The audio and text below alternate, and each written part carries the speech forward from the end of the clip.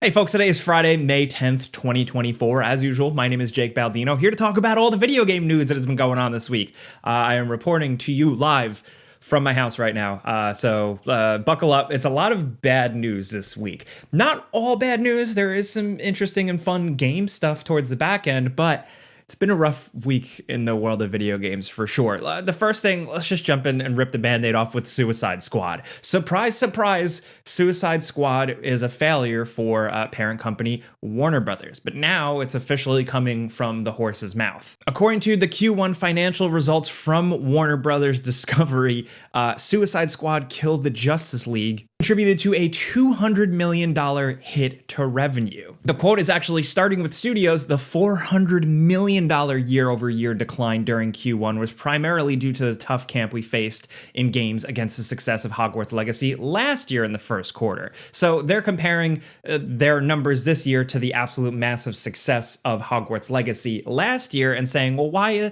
isn't it always going up? Why isn't the line always going up? But their quote continues, in conjunction with the disappointing Suicide Squad release this past quarter, which we impaired, leading to a $200 million impact during the first quarter. There you have it. It's official. Most people were deeming this game a failure. I considered it just a massive disappointment as a fan of Rocksteady games. This is a dead horse at this point. I feel like it's the Simpsons meme, like, stop, he's already dead. But what more is there to say? I think with the company themselves acknowledging the failure, that's it. That's a wrap. But in other news, EA is adding ads to their games, potentially. This was on an earnings call with the CEO of EA, Andrew Wilson, when asked about dynamic ad insertion into games. He said, we're looking into doing that. We're working on ways of, and I quote, thoughtful ways of insertion. And this wouldn't just be for like their mobile games or something like this. This could potentially bleed over to the games that we're paying like $70 plus for if you're buying a brand new game in the United States.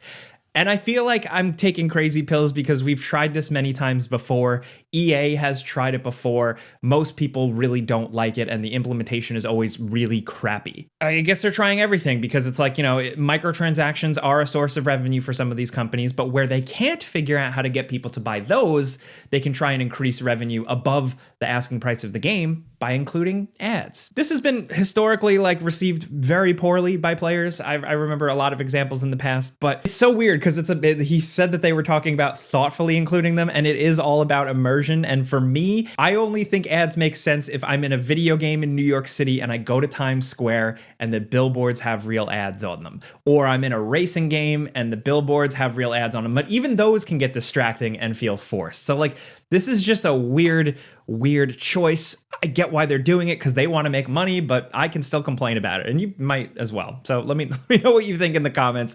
If you have any history, if you remember any weird in-game ads. I remember Need for Speed Underground 2 being, it was like Burger King, Best Buy, Burger King, Best Buy, every other block. It was hilarious. Next up, jumping over here real quick to talk about the sponsor of today's video, Vessi. Now, if you're new here, Vessi has been a longtime sponsor of the show. Just go to dependable footwear that is also 100% waterproof. With the summer coming up soon, it's a good opportunity to be adventurous outside. And with waterproof footwear, it makes all the difference whether you're in a city, in the woods, on a hike, doing whatever. And thankfully, Vessi has a ton of different styles, options, shapes for every type of person. If you're looking for something chill and casual, the weekend sneaker definitely has you covered. Beach day or going to the store or walking around, I don't know what you do, but these are kind of good for every occasion. But if you're a little bit more adventurous, I can definitely recommend the new Stormburst low tops. So these have a little extra traction if you're getting into mud or just getting a little bit more adventurous.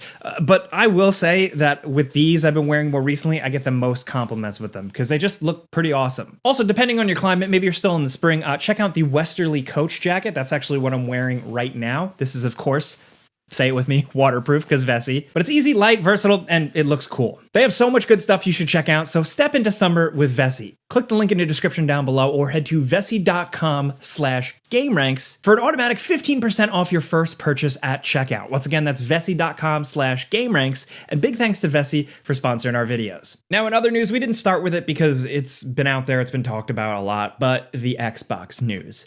Xbox is essentially shuttering 4 major game studios. The first being Alpha Dog Games, behind the mobile game Mighty Doom, and Roundhouse Studios, a support studio, is now just being rolled into like Elder Scrolls Online and other places. But the 2 biggest shutdowns are Arcane Austin. Yes, that Arcane, part of the team that worked on Dishonored 1, but also Prey and the Prey Mooncrash DLC and all that, with a lot of like veteran developers behind that, like Harvey Smith, but most recently, Redfall. Having said that, Microsoft has come out and said that the closure of Arcane Austin isn't because of the failure of Redfall. We'll talk about that more in a little bit. Along with that, they have also announced that they are closing Tango Gameworks, the studio founded by Shinji Mikami. He's no longer there, of course, but the people behind the Evil Within games, Ghostwire Tokyo, and most recently, HiFi Rush, which was considered somewhat of a success for Microsoft and Xbox. According to reports, these shutdowns came as a surprise to everybody. People were still working on trying to fix Redfall and bring a single-player component to it. There's a lot to be said about this. Too much to fit in one video. I made a whole video separately talking about this. If you want to check that out, that'll be linked somewhere. But ultimately, they've somewhat justified it by like saying that they're just trying to prioritize and focus on building up some of the bigger existing IP, which to me just reads like with this all Bethesda specific like layoffs, just kind of like, we need a Fallout 5 right now, and we need to get as many people on that, screw all these other projects. That, and of course, economically right now, game studios and everything like are shutting down all the time. It sucks, but I think here, it just shows to me a confusion with Xbox leadership. It sounds to me like they don't know what they want to do, and they're making decisions flying by the seat of their pants at this point. Case in point, like the next day, like an Xbox Game Studios head, Matt Booty, went on record saying that with all these studios, they were spread too thin. Which to me is what? You acquired all these projects and then you couldn't handle them? And the way I look at it is with Arcane Austin and with Tango, they both barely got out one game under Microsoft's leadership. So they got out one game and then that's it. That's a wrap. That to me just seems like they don't really know what they're doing, or they acquired these things with different plans or not much of a plan. I don't know. It's just really, really frustrating when you hear stuff like that. And then Matt Booty also going on record saying we do need an extensive portfolio and we need smaller, interesting games that receive praise and awards and try different things. But you just shut down the studio that gave you a success with HiFi Rush. So what is going on? I say all this because it's easy to just go to, well, you make bad games or people don't buy the games and then, you lose your job. Just like any other job or any other thing. Yes, that's part of it, I'm sure. But to me, it's not just like, oh, not enough people bought HiFi Rush or like, people didn't like Redfall and it was a flop. I look at it more as top level mismanagement. The executives, the corporate people, just not really. And again, I'm not like a financial expert or anything, but it just seems so off. Apparently, those studios were working on pitching HiFi Rush 2 and possibly a Dishonored 3, so that's painful to hear. But this is still an ongoing story. We're probably going to get more of a response from Microsoft soon. President of Xbox, Sarah Bond, did go on a Bloomberg thing and give a lot of non-answer corporate speak stuff that just did not sit well with me. So it's an ongoing story. It's just this Friday, May 10th, I'm talking about this, but we'll keep you guys updated as to what goes on. I definitely want to know what you think. As someone who just plays games on all platforms, if you're someone who's just invested in the Xbox ecosystem, I want to know what you're thinking. Let me know. But it wasn't just Xbox getting the heat this week. It was, of course, Sony, PlayStation, and Helldivers 2 and Arrowhead, the people behind Helldivers 2. This news dropped like last Thursday or Friday. We talked about it on the Friday show, and I said, hey, turns out you're going to have to at some point eventually log into PSN on the Steam version of Helldivers 2. That seems annoying. Let's see how that goes. And then over the weekend, as the news got out, things really boiled up and people banded together and Sony got a ton of deserved heat for this. Thankfully, they did walk it back. It was a massive player inconvenience and players felt like they were totally blindsided by it. But thankfully now you're not going to have to like log into PSN and do a whole PSN thing for Helldivers 2. That being said, the upcoming Ghost of Tsushima PC release, to play the online multiplayer for that Ghost of Tsushima Legends, you are going to have to log into PSN. At the very least, Players know this before buying the game, and it is upfront and transparent, even if it's still not great.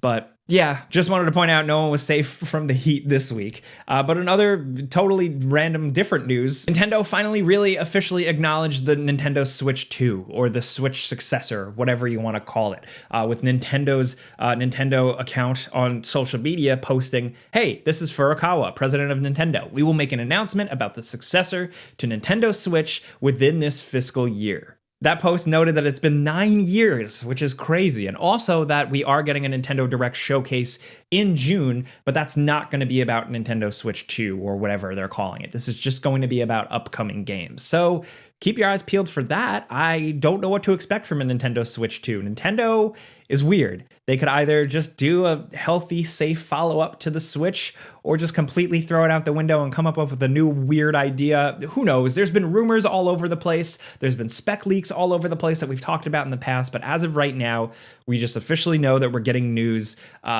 during the fiscal year. I had to look at this news to go, what, a fiscal year? I'm so dumb. I don't even know what numbers are. But it wasn't all gloom and doom this week in terms of game releases and stuff. While the AAA scene is scrambling to figure its shit out, at the very least, we've gotten some solid AA and indie title releases this week. The first is Animal Well from Big Mode, the publishing wing set up by fellow YouTuber Donkey. Donkey and Leah have been working on this for a while, and Animal Well is a game pretty much developed by a singular person, and reviews are out, and the game is reviewing very well. I've played a couple of hours of it. I do think it's really, really awesome if you're into this type of thing. I recommend checking it out. It's been getting 9s and 10s across the board, so I linked that in the description down below, as well as everything else I've been talking about. Also, don't miss Little Kitty, Big City. That just released, and that's getting some good response on Steam. If you were looking for another cat game like Stray, but maybe with more cat shenanigans, this might be up your alley. Also, Multiversus is returning as a free-to-play thing on May 28th. It went dormant for a long time, and I actually kind of liked it, so I'm excited to jump back into it. And we also got the announcement of Joker as a playable character. As a big fan of Jokers, this is cool. And this one, of course, is voiced by Mark Hamill, who can't help himself. I say this with who's always saying he's gonna retire, and then he just keeps coming back. He can't help himself. He's gonna be the Joker until he dies. And you know what? Godspeed. Joker on the wall. Shout out. Anyway, also this week, don't miss Cryptmaster on Steam. Looks like a really fun dungeon crawler where you have creative control over a lot, and the art style is absolutely incredible. But also this week, Supergiant just dropped Hades 2. Hades 2, it's an early access release, but I've spoken to a lot of people who have played it. It's pretty far along, and it's not much of an early access game. This is almost a full-on Hades 2. And yeah, like I said, a lot of games this week, with Hades 2 being the heavy hitter. I don't know when we're going to make a video on it, but I'm definitely going to try at some point because the original was awesome. So there's that if you're looking for something to play this weekend. And cleverly enough, along with that, the Rogue Prince of Persia was going to be releasing in early access May 14th. This is that 2D Prince of Persia game made by the people behind Dead Cells. So I am personally really excited about this one, but they have announced that the early access release date is being delayed to later in the month. We're going to get a more accurate release date apparently announced this coming Monday, but for now, this delay is specifically because of the success and response of Hades 2. The quote from the developer is Evil Empire says, "Seeing as everyone and their mum is playing that game, including our entire team and their moms, we have decided to let people have their fun with it before we release the Rogue Prince of Persia." Ladies and gentlemen, that is called reading the room, and you love to see it. There is room in this world for these two games, but for them to be this agile and pivot to a later date just makes sense, and you love to see it. Every game deserves some breathing room, even if they're slightly different genres, but still. So all I want to leave you with is that even though this video, the news just felt like gloom and doom and like video games are dying and everything sucks, I wanted to end on all this stuff because there are still plenty of great games out there. It's just, the tides are turning right now, it feels like. So don't sweat, download, play something, have some fun this weekend. There's stuff out there, but let me know what you think about all the news this week, because it is rough. What do you think about Xbox? Especially, like I said, if you were someone completely invested in the Xbox ecosystem, how are you feeling these days? Also, EA putting ads in video games. Do you have a tolerance level for that? Or do you want not a single ad? I think it's a pretty easy answer, but if you have any nuanced thoughts, I'd love to hear it. Also, of all the games I mentioned that are rolling out this week, are you jumping into any of those? Are you playing anything currently? Let us know in the comments anything. And also, there's going to be that pinned comment where we ask what you're playing currently. Drop a comment in there of what you're playing, because it helps for us researching and tailoring videos to you guys. But that's it. Really, check out my Instagram, Twitter, YouTube at Jake Baldino, my name. Clicking the like button does help us here, because we're here every Friday to give you the news forever now. We've been doing it. How long have I been doing this? I don't know. But yeah, all I ask of you is to have a great weekend. Be safe. I'm Jake Baldino. Pizza's on me.